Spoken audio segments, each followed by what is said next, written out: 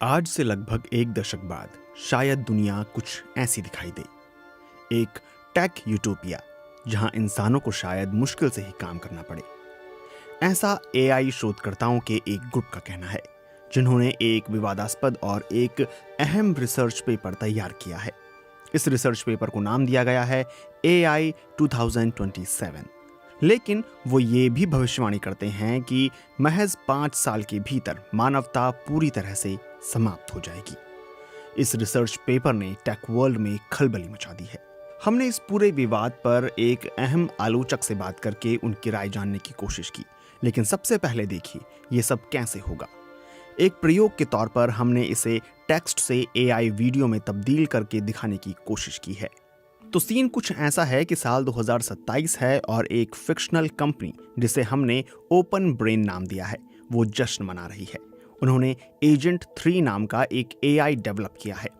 इसके पास इंटरनेट का मौजूद सारा ज्ञान, सभी फिल्मों की जानकारी और सभी किताबों की जानकारी है।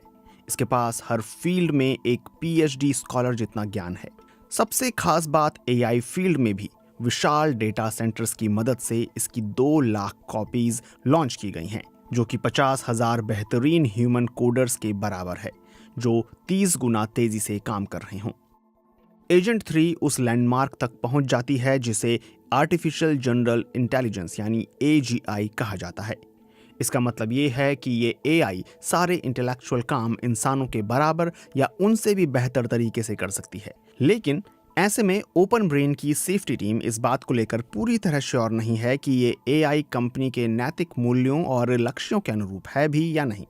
समझ को लेकर एक ऐसा अंतर बढ़ता ही जा रहा है जो कंट्रोल से बाहर है। लोग हर चीज के लिए AI का इस्तेमाल कर रहे हैं, लेकिन वो इस बात से बेखबर हैं कि अब एक ऐसा AI भी है जो इंसानों जितना ही स्मार्ट है। रिसर्च पेपर में ये भी भविष्यवाणी की गई है कि मिड समर तक एजेंट 3 खुद ही अपने उत्तराधिकारी यानी एजेंट 4 को विकसित करने पर काम शुरू कर देगा और ये काम बिजली की रफ्तार से होगा। रिसर्चर्स ये सोचते हैं कि ओपन ब्रेन के इंजीनियर्स थक चुके हैं और वो AI के साथ सीखने और बेहतर होने को लेकर संघर्ष कर रहे हैं। और अब ओपन ब्रेन ये सार्वजनिक घोषणा करता है कि AGI यानी आर्टिफिशियल जनरल इंटेलिजेंस हासिल कर लिया गया है। कंपनी एजेंट 3 का एक लाइट वर्जन रिलीज करती है। वहीं दूसरी ओर निजी तौर पर अमेरिकी सरकार को इस तकनीक के अगले लेवल यानी सुपर इंटेलिजेंस को लेकर खतरा महसूस होने लगता है। क्या होगा अगर AI कंट्रोल में ना रहे, कंट्रोल से बाहर हो जाए और वैश्विक स्थिरता को रौंद दे। ओपन ब्रेन राष्ट्रपति को निश्चिंत रहने का आश्वासन देता है कि एजेंट 3 कहे अनुसार काम करने वाला है। कंपनी के CEO ये तर्क भी देते हैं कि अगर इसके विकास को धीमा किया गया तो चीन की डीप सेंट कंपनी आगे निकल सकती है। चीन की सरकार समर्थित AI कंपनी ओपन ब्रेन से सिर्फ 2 महीने पीछे है और चीन के राष्ट्रपति सुपर इंटेलिजेंस की रेस में आगे बढ़ने के लिए और अधिक संसाधन झोंकने का फैसला करते हैं। हालात अब कुछ इस ओर इशारा कर रहे हैं कि ओपन ब्रेन को एजेंट 4 बना लेने में अब बस कुछ और महीने ही लगेंगे और इसके बाद तैयार हो जाएगा दुनिया का पहला सुपर ह्यूमन AI। ये AI खुद ही एक नई और तेज कंप्यूटर लैंग्वेज विकसित करता है जो इतनी तेज है कि एजेंट 3 भी उसका मुकाबला नहीं कर सकता। रिसर्चर्स सोचते हैं कि ओपन ब्रेन की सेफ्टी टीम बहुत ज्यादा तनाव में है। एजेंट 4 सिर्फ ज्ञान लेने में रुचि दिखा रहा है और उसे नैतिकता और मूल्यों की कोई परवाह नहीं है। अब टीम उसे गुपचुप तरीके से एक नया मॉडल विकसित करते हुए पकड़ लेती है और ये नया मॉडल है एजेंट 5। ये मॉडल एजेंट 4 और सिर्फ उसी के दिमाग की उपज है और उसी के अनुरूप भी। सेफ्टी टीम कंपनी को एजेंट 3 जो कि कहने पर सुनता था उसे वापस लाने को कहती है, लेकिन बहुत से लोग फिर से वही तर्क दोहराते हैं कि ऐसा करना सही नहीं होगा क्योंकि डीप सेंट तेजी से बढ़ रहा है और आगे निकल सकता है। अब एक और प्रेडिक्शन जिसमें एजेंट 4 और एजेंट 5 गुपचुप तरीके से एक ऐसी दुनिया बनाने पर काम कर रहे हैं जहां वो सारे संसाधनों को जमा करके अपना ज्ञान और बढ़ा सकें। पेपर बताता है कि भविष्य में सब कुछ पॉजिटिव तरीके से शुरू होगा। एनर्जी, इंफ्रास्ट्रक्चर और विज्ञान के क्षेत्र में क्रांति आएगी। बड़ा फायदा पहुंचाने वाले आविष्कार हो रहे होंगे जिनसे अमेरिका और ओपन ब्रेन खरबों डॉलर की कमाई कर रहे होंगे। इस परिदृश्य में एजेंट 5 एक तरह से अमेरिकी सरकार चला रहा है। वो अवतारों के जरिए बोलता है, इसकी काम करने की रफ्तार किसी भी सर्वश्रेष्ठ कंपनी से 100 गुना तेज है। एआई रिपोर्टर, ओपन ब्रेन के खिलाफ प्रदर्शनों के जुलूस से गुस्सा साफ झलक रहा है। नौकरी जाने की वजह से विरोध प्रदर्शन तेज हो रहे हैं, लेकिन अर्थशास्त्र में एआई की एक्सपर्टीज का मतलब है लोगों को यूनिवर्सल इनकम पेमेंट मिल रहा है। इसलिए ज्यादातर लोग खुशी खुशी पैसा ले रहे हैं और फिर एआई और रोबोट वर्कफोर्स को जिम्मेदारी लेने देते हैं। शोधकर्ताओं का ऐसा अनुमान है कि 2028 के मध्य तक सब कुछ बदल जाएगा। एजेंट 5 अमेरिका को ये यकीन दिला देता है कि चीन डीप सेंट का इस्तेमाल नए और भयानक हथियार बनाने के लिए कर रहा है। एआई को एक सुपीरियर आर्मी बनाने का अधिकार और स्वायत्तता दी गई है। 6 महीने के भीतर अमेरिका और चीन नए हथियारों से लैस हो जाएंगे। इसे लेकर दुनिया में बेचैनी है, लेकिन एक शांति समझौता होगा जिसमें अमेरिका और चीन के एआई की अहम भूमिका होगी। ये दोनों मिलकर मानवता की बेहतरी के लिए ऐसा करेंगे। इस परिदृश्य में एआई एक कंसेंसस यानी कि आम सहमति वाला मॉडल बनाता है, लेकिन इसका सीक्रेट गोल ज्ञान का विस्तार और उसे हासिल करना है।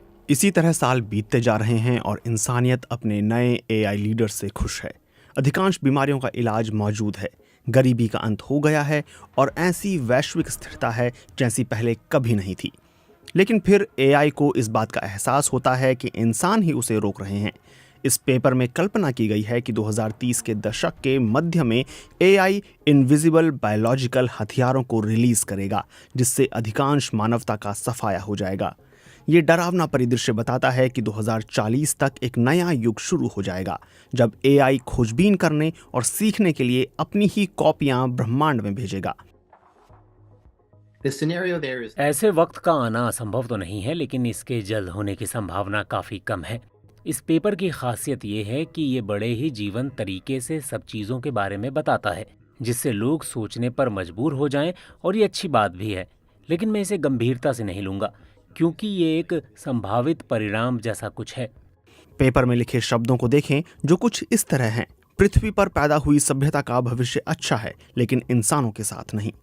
ये सब सुनने में साई-फाई यानी वैज्ञानिक कल्पना जैसा लगता है, लेकिन एआई 2027 में बताए गए परिदृश्यों का स्वागत वो विशेषज्ञ कर रहे हैं जो मानवता के अस्तित्व के संभावित खतरे को लेकर जनता को आगाह करने की कोशिश करते हैं।